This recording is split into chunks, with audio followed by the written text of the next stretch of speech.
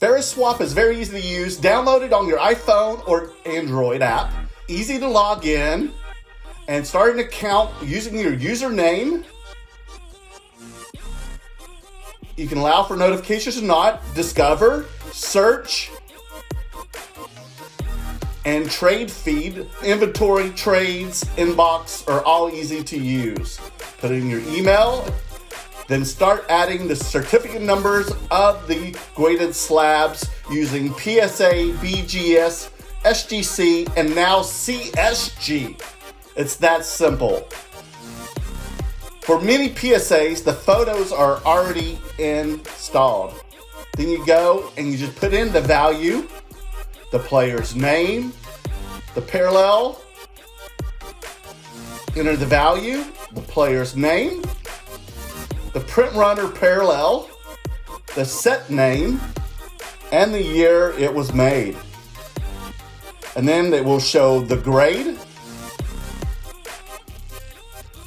Next put another certificate number. This one is for BGS. It does not have the photo, so you will need to take a photo of the front and back of the card. So here I am taking a photo of the leaf autograph of Giannis, sizing it up. Then I'll go to the back, take a photo of it, size it up. It's that easy. Now enter the value of the card. Make sure you have the player's name correct, the print run, the set, the year, the grade, and what category it is. That easy. And then add it to your inventory. Success. Make sure to like and subscribe to Merle World Cards.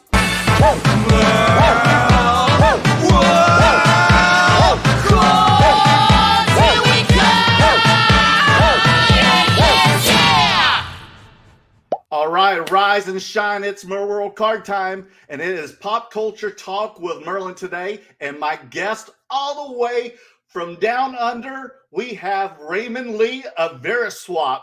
So I can't wait to talk more about Veriswap and find out what this app's about. And let's even pick Raymond's brain and see what he collects. Raymond, good day, mate. How are you doing? I know it's cheesy, but I did anyway. How are you, Merlin? Doing okay, man. Thanks for your time halfway across the country. I hope you're doing well. I mean, you don't sound like you're from Australia, so you got to tell us how the hell you got over there in this interview. And I can't wait to hear more about you, how you got in this hobby, what you enjoy in this hobby, why you're doing this, and how you got involved into getting Veriswap started. And I want to hear more about it. Just tell me. There's so much I got to ask. So where do we start, man? Okay, how long you been in this hobby? How about that? How about we start with that? Does that sound good? Yeah, for sure. So I first started collecting cards. So I guess for context, I grew up in China, went from kindergarten to 8th grade there, and grew up collecting and playing the Pokemon cards and video games. So I used to collect Pokemon a lot as a kid. Used to play all the Pokemon games on like my SP and my DS. Loved collecting Pokemon cards. In about middle school, kind of just stopped, put it to the side, didn't really think anything of it. Back in 2019, I was on my computer one day and I saw an article by Gary Vee on LinkedIn about the investment potential of sports cards. Back then, I had just quit finance job that I hated. I was sitting at home and I was kind of like looking for the next thing to do. And I liked investing in stocks, but I thought stocks were like a little bit boring. I like sports. I like Pokemon. I like Charizard. Like, why not look into this a little bit more? So little by little, I kind of just did more research into the topic, went to the national, despite, only being in the hobby for like a month at that point, talking to people on Facebook. Which one was this one? It's 2019. Oh, I was there too. Probably ran into each other. Probably, yeah. 2019 national, flew to Chicago. Had a great time and just slowly got more and more into the hobby. Eventually quit my job. I had another job afterwards, quit my job to flip sports cards full time. I would do the whole thing where I would buy a lot of raw cards, send them to PSA by the bucketful. I would literally drive down to Santa Ana every Friday. I lived in LA. I was talking to Merlin earlier. Have them graded and then have them shipped out to consignment. Literally weekly runs to doing that. a lot of fun actually. And then soon, like after I did that, got into flipping singles, like high end singles, like Jordan autos, Curry autos, LeBron exquisites, like stuff like that. A lot of fun. Like I really enjoyed Nice it. cards. Yeah, nice cards. Yeah, I looked at like the old photos on my phone and I'm like, yeah, I had some nice stuff back then that I unfortunately let go of way too early. So that was probably up until like early 2022, when I'd been flipping cards full time for a couple of years, and I would fly across the country to like multiple shows. I'd go to Dallas, Chicago, Atlantic City, some shows in SoCal, right? Just to buy, sell, and trade cards. Throughout all of this, like my favorite part of the hobby was trading. I, for some reason, really liked trading because there was more of a negotiation aspect to it. It was way more interesting just buying and selling cards for cash. Like, so I really liked kind of like the thrill of it. But by that point on, I had like a very strong reputation on Facebook. Like I would moderate some of the Facebook groups. Very strong reputation on Instagram. And like a lot of people in the hobby knew me. However, I noticed that it was still like, first of all, like very hard to negotiate through Instagram and like Facebook and like arrive at a deal. And then second of all, to actually execute the transaction after an agreement was made. Like, people would gather vouchers. Some people wouldn't trust based on vouchers. Some people would, get vouchers and then scam, right? So safety was like a really big issue, especially, for me and like for someone with like a strong reputation. I thought to myself, okay, like if I'm encountering this issue, like I can't imagine like anyone else like having these not encountering these as well. I actually like made an Instagram post.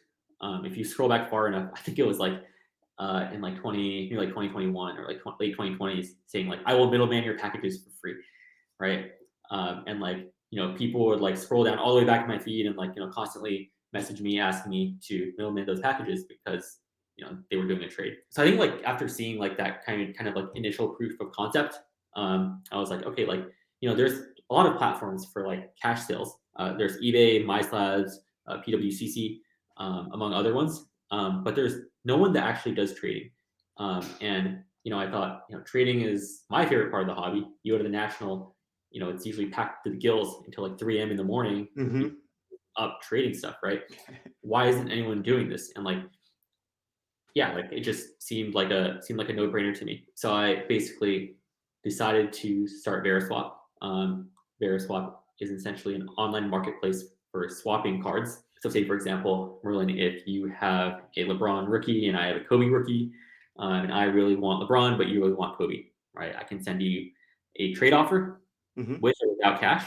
And then when we agree to a deal, we ship it to Veriswap headquarters, and we ship the package out once we inspect the packages are good to go. So I know that was a long story. Basically, that kind of explained like how I got into creating Veriswap. It was essentially to build a product for myself, right? Like problem that I personally experienced. A lot of it had struggled with in the past. Basically, building a solution for myself that hopefully could benefit others in the industry as well. So when was the begin date on the platform for Veriswap? Yeah, so I would say we officially launched last July.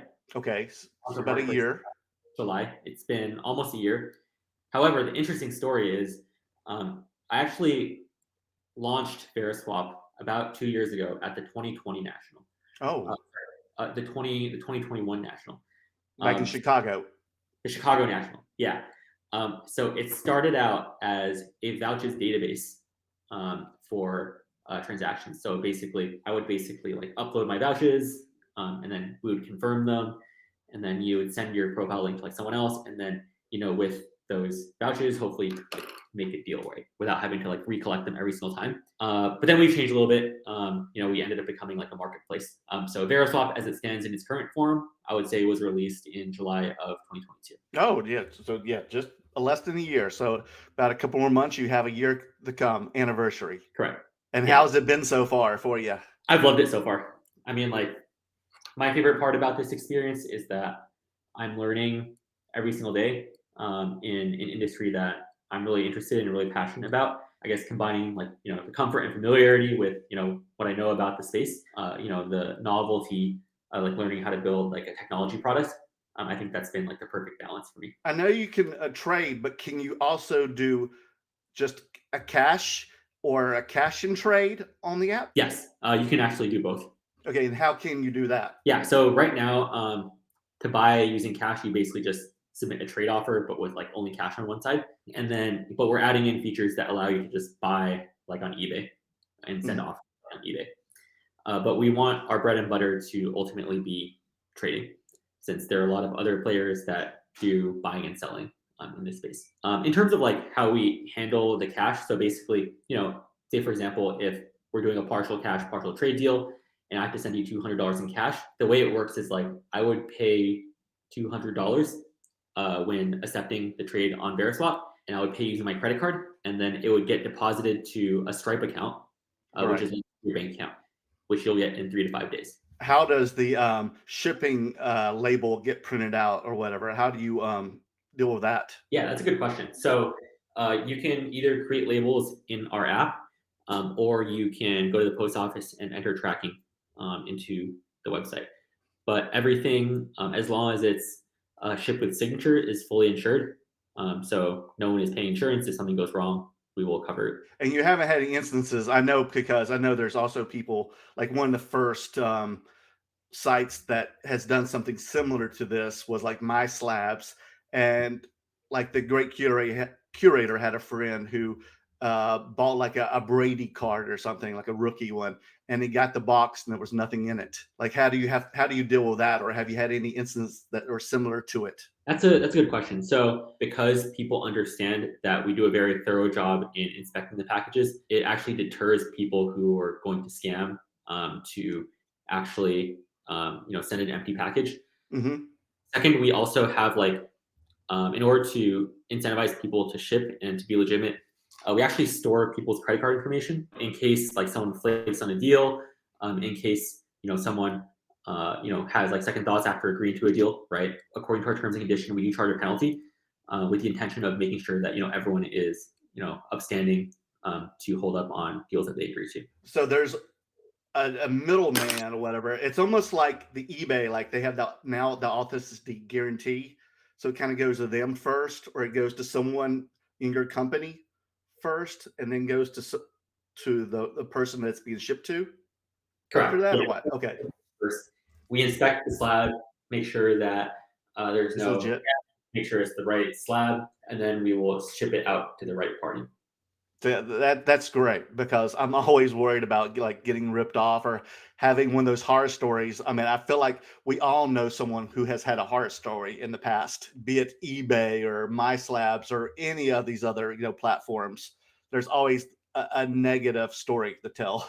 So it's Yeah. good that you've got something that you can fix from those incidents, right? Yeah, I mean, hope to solve the issue by like I think first deterring people from doing that, right? Mhm. Like if they know that we're going to be paying close attention to those slabs, then they're not going to even try. Understanding that if they do try, there's no way it's going to go past our Yeah, inspection. there's no way. You're like, oh, I got you now.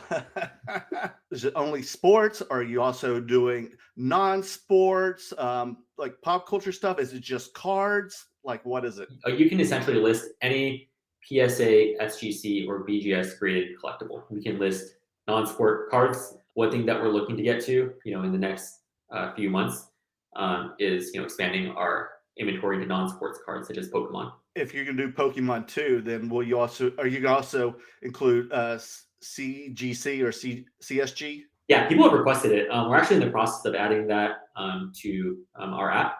Because for some odd reason, I don't want to pay attention. I thought I saw some CSG cards on there, and I tried to put one of mine in my inventory, and it wasn't going through. And I don't know what I was doing wrong. So y'all just don't have the CSGs yet. Is that correct? Yeah, so Am I doing something wrong? I don't know. No, I think yeah. So what happens is like people will basically list cards that they're not supposed to list. Okay. As HGA, CGC, Yeah. even raw cards. They'll list it Yeah. as a PSA card, even though they're not allowed. So how are they getting in there? They putting wrong things in, like a PSA number or something? Like, I don't know how it works. And then they'll edit out the information, and then Oh, sneaky. yeah, they're a little bit sneaky. Mm. We're currently adding features to make sure that those things don't slip through as easily. Got to stay away from those people, man. I got to stay away from them. Here I was thinking I'm just like being dumb, like I think I tried to put in a number like 20 times, and I was like, Yeah. "How come I'm typing it up?" And I'm like, "Oh my goodness, man!" Like, so right now it's PSA, BGS, and SGC. Am I Yeah. correct? Am I missing any? That is correct right now. Okay, We're hoping to add CGC into the mix to help with Pokemon cards. and maybe extend like other things like comic books later down the road or something. What? Yeah, we're looking to expand to other categories. Mm-hmm. Anything with like a strong secondary market, like comic books, coins, stamps, Oh wow.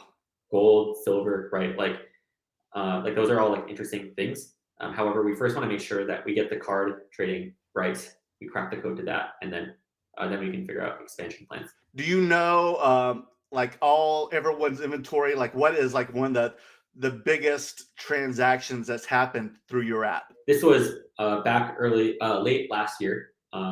We had a 2012 Kawhi Gold Prism for 4 Bill Russell rookies. I think they were PSA 4 plus like $12,000 in cash. So like I was at our headquarters that time. Like I was looking at the Kawhi Gold Prism. I was like, that's a really really cool card. Yeah, it was just kind of cool to see everything in front of me. But I would say that's the biggest transaction. And how many members do you have on your app? 5,000. 5,000, and it's growing. It has to be because a few of us already been on there this past week. I think I joined like a couple weeks ago, and I'm already getting trade offers like crazy. The only problem is the people who they love all my pro wrestling cards I've put on there because I feel like I'm about the only one right now. Because I'll even look because I'm searching for like wrestling cards. So if people watch this or on Veriswap, add some more wrestling cards because I'm looking for some. I'll type in AEW or WWE, and it ends up just being my cards right now. But people are loving them and they want to trade me like basketball players or baseball players I've never even heard of. Like I'm like, oh my gosh, I don't even know who these people are. Like I can't trade this. I've never even heard of them. Like I feel either I'm stupid or these people are on the bench. I'm like, give me something better. So I have to decline it. But I'm like, I'm getting so hot. I'm getting so warm of getting that trade that I eventually want. So I know it's going to happen sooner or later because I feel like I get a trade offer. Or a lot of times they do a thing. I guess they just say they're interested in my card. And then you go and look in their inventory and try to see if there's anything you want to pick out of there. Correct? Yeah, so we have a feature called Express Interest. Mm-hmm. Basically, yeah, exactly like you said. You point out a card in other person's inventory that you're interested in, and the other person then responds to see if there's anything that they like. As for like getting cards that you're not interested in offers, like that's like an issue that we've been trying to solve. That we will solve in the next month. We're going to add filters to like what people can offer, so that if you only do wrestling and like say you do wrestling baseball, right? Like the other person will like be blocked or maybe like get a notification if they try to offer you like basketball or like F1 cards, just to like increase the success rate of the offers that actually go through. Or like you have like non-sports interest or non-sports or like other sports or whatever.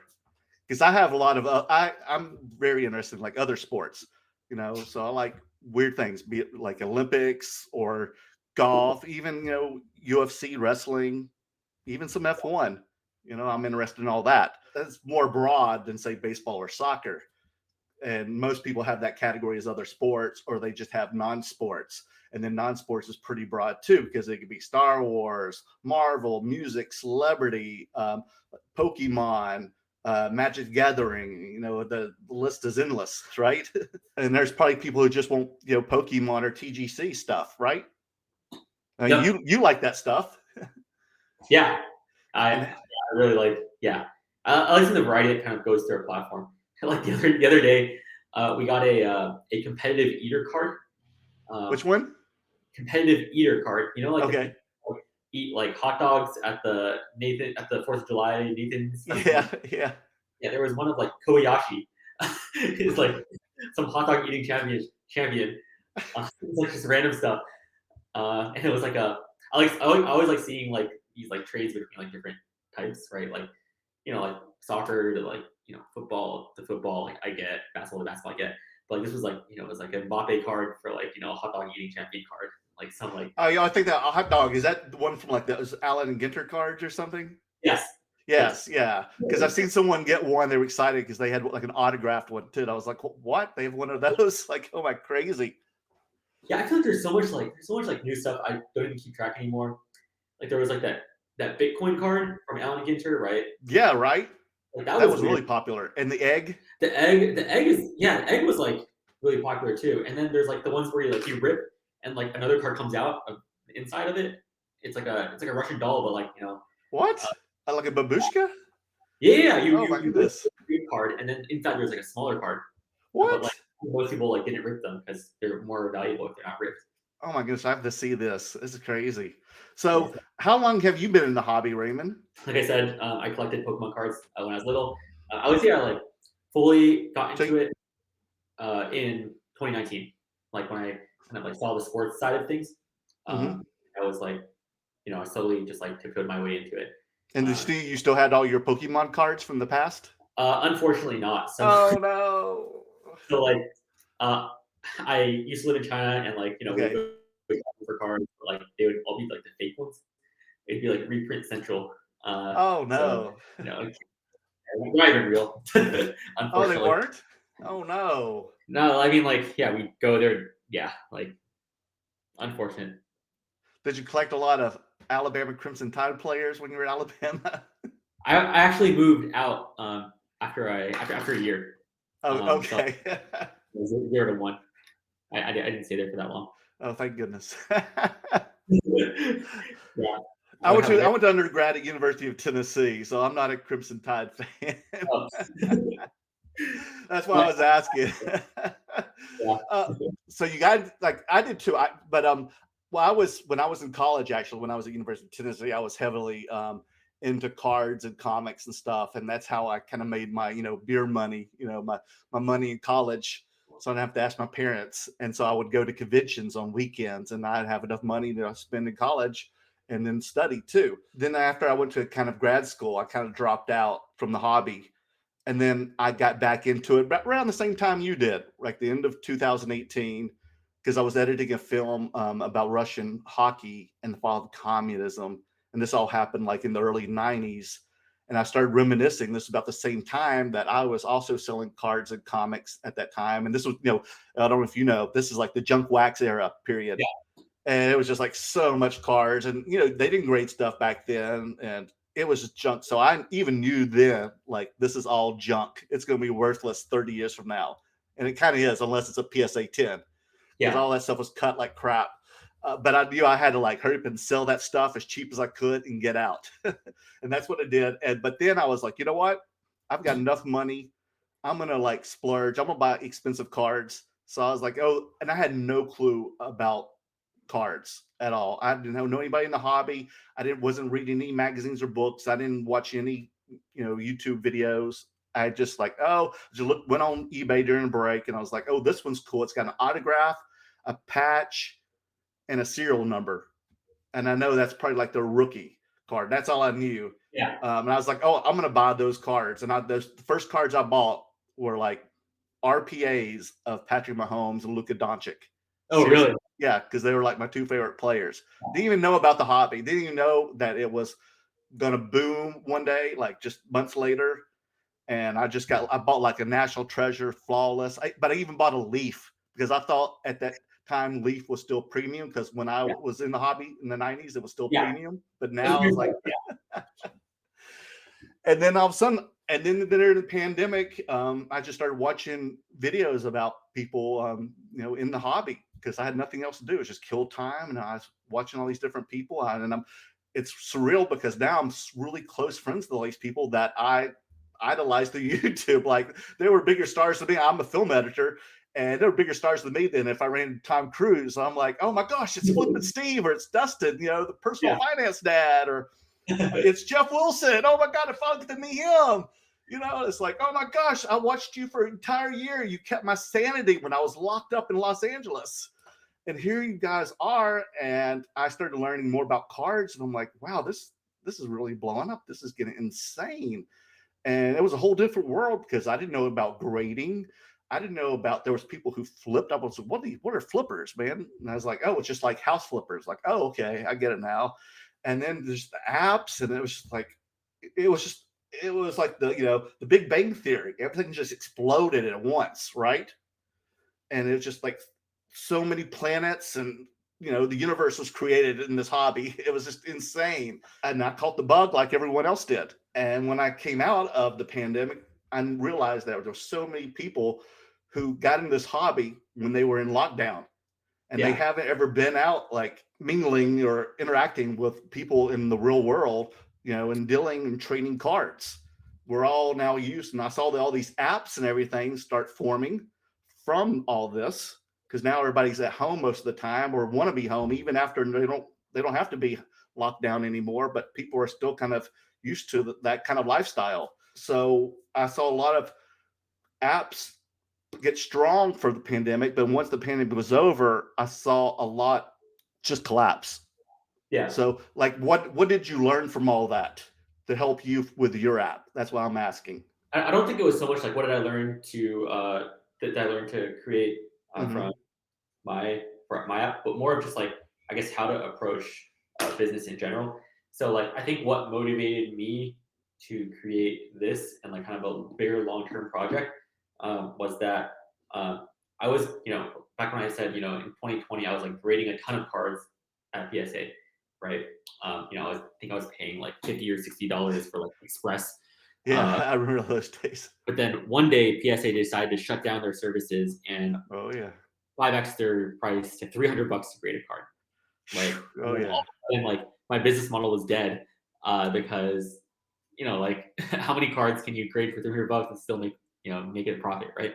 So then I think at that point that was kind of like the catalyst, and I told myself, like I don't want to make a business that like is I don't want to like build a business that's like reliant on like someone else's like pricing decisions, right? Like I want to create something that's like, that's autonomous that I can run myself and like not be subject to like the whims of like, like PSA's like pricing decision or like BGS's pricing decision or like stuff like that, right? Plus, like I wanted to do something that was like more longer term, that I would learn a lot from flipping cards, grading cards. I felt like I knew the industry like the back of my hand. Like there was like not I loved it. Like don't get me wrong, but I felt like I had learned like everything that I needed to learn.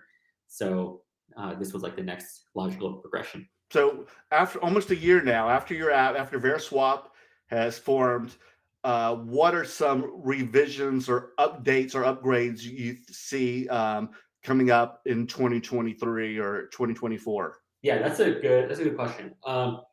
So I think bigger picture wise, we want to make the app a more social and fun place to be. We want to make it essentially like a clubhouse for trading where people can hang out and have a good time, even when they're not doing transactions, right? Like right now, the marketplace is like very, very transactional. People use it; it's very active, but they don't really get a lot of value. They don't like hang out on the app, right? So we want to move more towards that direction. I think more specifically, yeah, we want to add like rewards, incentives programs. We want people to have like friendly competitions, stuff like that. And then later on, obviously expanding into other industries, like other verticals such as coins, stamps, comic books, things of that sort. I don't know if I asked you this or not yet. When people do a trade, how does the Veriswap make their money from the trade? Yeah. So we charge a transaction fee. Okay, Transaction fee is every side pays 3% of the total trade value. If the trade is $10,000, each side will pay $300. gotcha. And what are your favorite things to collect right now, Raymond? I mainly collect Kobe autos. My favorite card in my PC is a 2019 Kobe Gold Select auto. I don't know if you've seen those before, but it's I'll send a photo later. But basically, it's one of Kobe's last autos that he signed before he passed. It's a gold. It's out of 10. It's on card. And it's titled In Flight. So it's like kind of like an eerie card. I actually like the story of that card was like I actually didn't know that card existed. Like I thought he never got around to signing the gold ones. Up until like a year and a half after he had passed, like none had popped up on the market. There were a couple of the tie-dye out of 25s, like out of the 10 PSA, out of like 3 or 4 PSA graded ones. Like I feel like I graded like almost all of those. Yeah, all except for maybe 1 or 2. Like they didn't all pass through me. I've never seen the gold one before. So when I saw the gold one, I was like, I have to buy this. This is Okay. hard. It's beautiful. I just think it tells like such a cool story. Not a cool story, but like it's like it has a lot of meaning and significance. Being like one of his last autos. It's also the design comes from '04 Topps Chrome. Like it's kind of a throwback design of him dunking. It's like the exact same image, but it's Panini's take on it, which someone didn't tell me until he pointed out. But that's I think really interesting. In terms of investments, I have a couple Ronaldo flawless patch autos. I have a couple copies of that card because Ronaldo is one of the best players of all time, one of the largest, if not the largest sport in the world. And 2015 flawless is the only patch auto. Only game worn patch auto, on card patch auto. Gotcha. Right. So it's like the best of the best. That is autograph on card with a nice patch. You can't really beat that. No. There's a lot of like on card autos. There's a lot of like patches. There's a lot of patch autos that are not on card, right? But flawless is the only set that has on card patch autos. So I collect those. You still have all these? I do. Yeah. Oh man, gosh. And that's my next question, because I know you're in Australia now. So how do you deal with a hobby? Because how is it there compared to here back in the United States? Yeah, I've actually met a few Australian collectors. What they've told me is basically it's kind of like collecting Asia, right? Like cards that reach here don't really go back because it's just like so far. And like the person who's buying it is like most likely a collector versus like in America, I would say there's some more flippers. Yeah, I would say like people here are generally like very, very passionate about the hobby, and like it mainly tends towards basketball. A lot of like basketball collectors. American football is like non-existent. Baseball is like non-existent. It's basketball and soccer. I thought Australians were good at baseball. It's mainly basketball. It's mainly like older people too. Like a lot of people like collect like cards from like the 90s, 2000s, like Jordan inserts. Like the Jordan collecting community is like very big. Oh wow! Oh really? Yeah, I was kind of surprised. Like the crowd tends to skew a little bit older. Mm-hmm. And how about like non-sports? Oh yeah, there's a lot of like non-sports cards. I don't really collect non-sports cards, so like I'm not really familiar with like exactly what non-sports. Mm-hmm. I've seen a good number of non-sports cards. Like I saw some like Harry Potter cards. They're really cool. I haven't seen any of the Disney stuff hit here yet. Oh no, and it's like from China too. I think the last two like sets have come from China. Yeah. So I thought they would like show up in Australia first. I was like, I was gonna tell you, like, if you see it, grab some for me, dude. For Dan and I. Yeah, Kaka Wow, right? That's what it's called. Yeah, but then there's another one that just came out too. We don't know the name of it. We were talking about it the other night on the show, but it's another one I'm seeing going around. It's got different colored boxes. Yeah, I think I heard of it. Yeah, the story behind that is like I think all of them are unlicensed. Really? Or all of them are licensed. I think they are licensed. It's one or the other. I feel like all of them. Maybe all of them are licensed. I think they are licensed since there's Disney in China. Yeah, I think multiple suppliers. I think the license is available to multiple people, basically. Because I know PSA is grading them. PSA is grading them. Yes. Yeah. So I think they're pretty cool. I just hope that it's not a fad or anything. But I truly like the cards. They look cool. Yeah, you gotta tread lightly, I guess, man. But they're super popular, right? All Disney, all that stuff right now, it's just blowing up. It's like the new Star Wars right now in the United States. Yeah, I haven't been following into that, but I can imagine it's probably like heating up, right? Have you always like been a collector? I would say I've actually become more of a collector after I started working on Veriswap full time. Okay. Before that, I was 90% a flipper. Okay. Oh, you were. Yeah. Oh, you're one of those. How dare you? Yeah. Ooh. I'm not ashamed to admit that I used to flip cards. You're probably that guy who showed up on my table and said he wanted to buy this like Jordan for his dying mother, and then he turns around, sells at the show, and this other guy shows up, tries to sell it back to me. 60% pops. Yeah. Like how dare you? But like Dan said that, I asked Kim about it. I was like, and even when I went I don't know if you noticed that, like in Chicago 2019, I just felt like it was a lot of old, I can say this, old, fat, middle-aged white guys, Yeah. and since 2019, it has changed. The diversity of it's changed drastically. I felt like a younger crowd, hipper crowd came in. I see more ethnicities, women in it, just a lot of the diversity, which is really cool because I was like, oh, it was a lot of old fat white guys with body odor, and I was like, I don't know if I want to be in this hobby or not. And then it started getting cool. Like after you got the pandemic in that Chicago in 21, it was like, this is so complete. You probably saw the transition too. It was like so Yeah. completely different in 2 years. Like, why do you think that change happened in 2 years? That was such a drastic change. Now I feel like it was. Um, I think it was just like people were, stuck at home. They had a lot of time to themselves, right? And they just immerse themselves into the hobby, right? And I think like when you do that, like you realize that like you have a lot more common between other people than you might previously realize, right? At the end of the day, it's like you can drop race the door, you can drop religion, you can drop political beliefs the door, right? And you just go into the show and you just talk about cards, right? It's like if people are like that deeply immersed, that passionate about one particular topic, like all other things that distinguish people don't really matter as much anymore, right? Which is one of the best parts about the hobby, in my opinion. I actually have a funny story. So like when I first like started my Instagram account, Okay. 19, my name was Asian Cards, Oh, right? oh, oh, that was you? That was me. I know you as Asian Cards. I didn't know that Yeah, was you. Oh my gosh, this is a new discovery. yeah, Oh my no, gosh, it's putting I two and totally two together. remember you now. Yeah, so basically, like the reason I did that was because like there were not a lot of Asian people in the hobby back then, right? And I Right. did that so that people, like you remember me, right? Like I did it Yeah. so I that think you people. bought something for me at one time. Oh, did I? Oh, that's funny. So yeah, like I would, yeah, like that's why I called myself Asian Cards. Fast forward, like 3 years down the road, like I have Asian friends in the hobby, and they message me from time to time. They're like, "Yo, someone just came up behind me in Wisconsin and asked me if I was Asian Cards." uh, and then same guy told me it's happened to him like 3 times. And and then last year I went to the show I went to I think it was the Clearwater Card Show In in Tampa, Florida? in Yeah. Florida.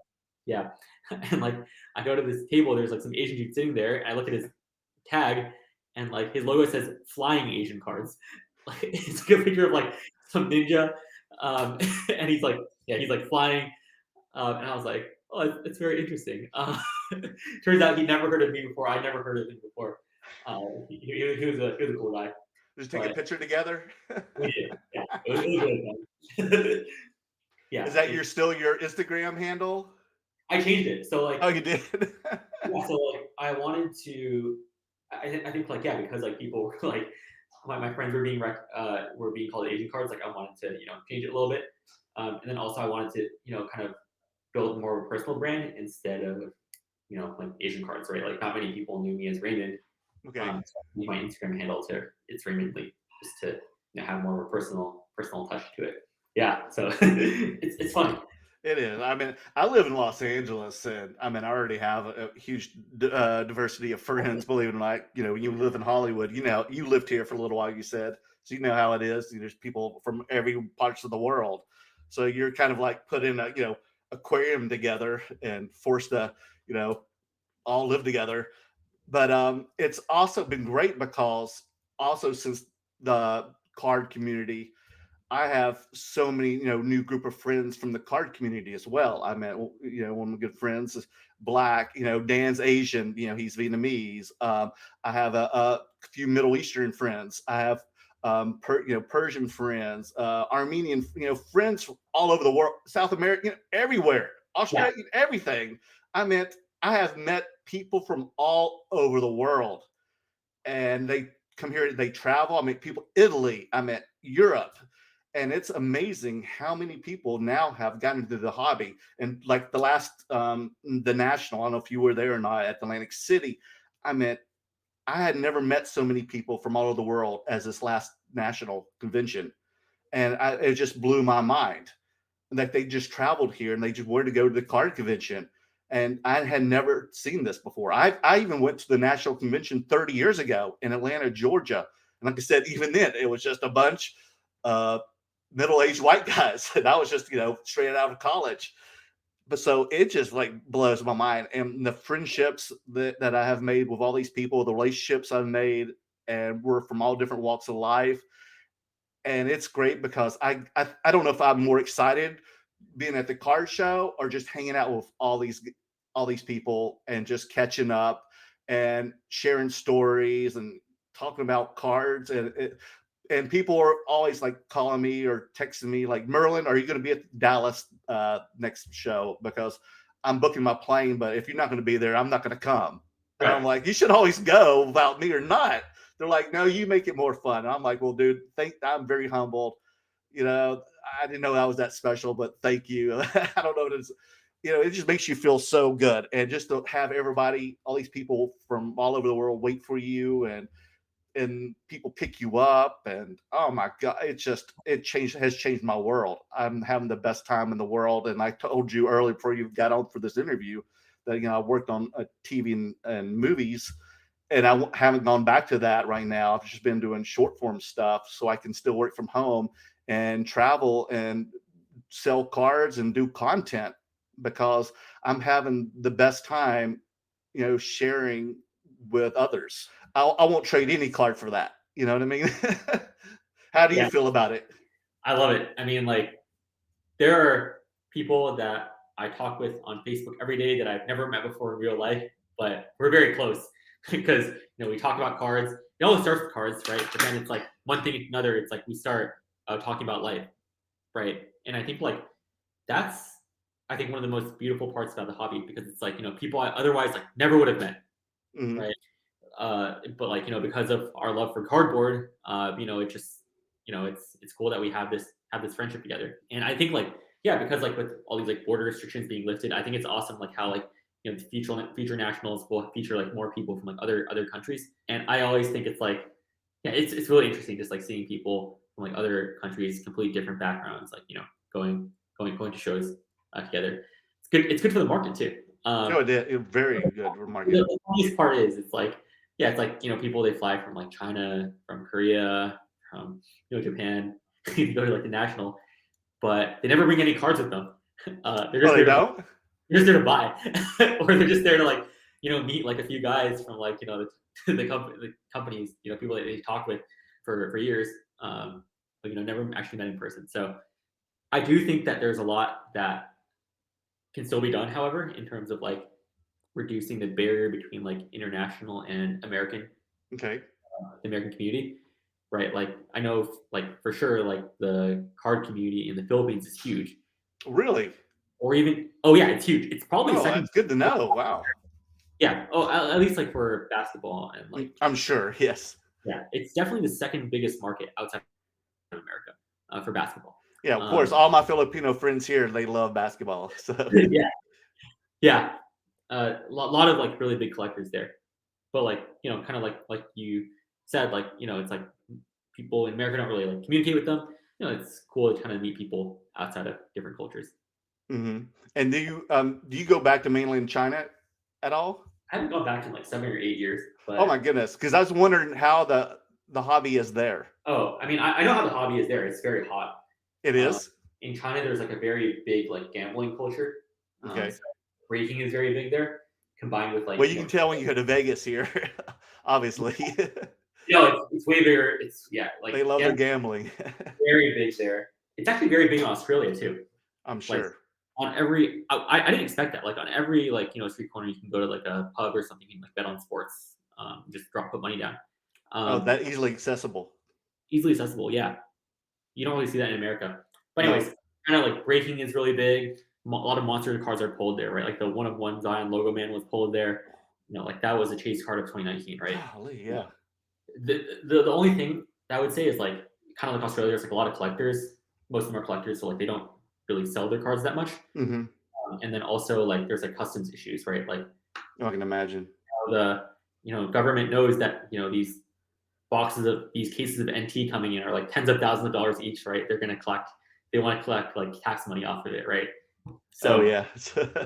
it sometimes like gets stuck in customs, but I think like whoever like finds a solution to that will have access to a lot of opportunity. Is Veriswap accessible throughout the world or just United States right now? Not yet, but that things will change soon. So it's just United States Yeah, right now it's or just North America? We plan to expand to Okay. other countries in the coming months. And when are you gonna head back to United States? When can we see you again? I'll be at the National. You will? Okay, we'll be there. You coming out our booth, okay? Yeah, we're setting up too. Oh, awesome. We do want to do like some sort of concept. It's still like kind of in the works, but we want people to be able to like trade using our app at shows. Imagine like having, you know, access to like a virtual, you know, being able to just exchange cards in person with someone who's like, you know, in Dallas, in Chicago, right? Like that would be really exciting. But that's something that we're piloting. Hopefully we'll get it out there by come end of July. Oh, I can't wait. We've just got a few more months. We're gonna be here sooner than later, Raymond. Oh Yeah. my goodness, I'm all Excited. excited. It's good. Before you know it, you're gonna be like, "Oh, dude, I've known it's been coming forever, and now all of a sudden I'm so unprepared. What's going on?" Ah! That's how everybody is, right? Yeah, I think it really just creeps up sooner than you think. Around the corner, man. I know. Oh my Like goodness. just yesterday we just launched the app, so things feel really speedy on our end. I can imagine. So after yeah, morning. it's going to be a good one, man. And I like Chicago way more than Atlantic City because Chicago is just right there at the airport. It's accessible to all the hotels. It's safer. It's just easier to get to. It's just it's just everything works out great there. It's very Yeah. feng shui, as you would say. And it's going to be bigger because they have a whole other area that wasn't even open from the last two Chicago conventions you and I have been to. I heard about that. Yeah, and now they've opened up that and they put more corporate in that area now, if you've noticed on the map. So it's going to be huge. Yeah, I heard about that. I'm really excited. That space is huge. That part they haven't even used, you don't even know the part they haven't used. You should see it. It's going to be just a giant city now. So I cannot wait. And it's probably going to be bigger and better than ever. Yeah, I think it'll easily be better. I have a lot of things to say about Atlantic City. Chicago will very easily surpass my expectations. I know. I've already got my hotel. Dan and I will be rooming together in a hotel right across the street from the convention center, so we don't have to. Last year in Atlantic City, I was at 3 different hotels.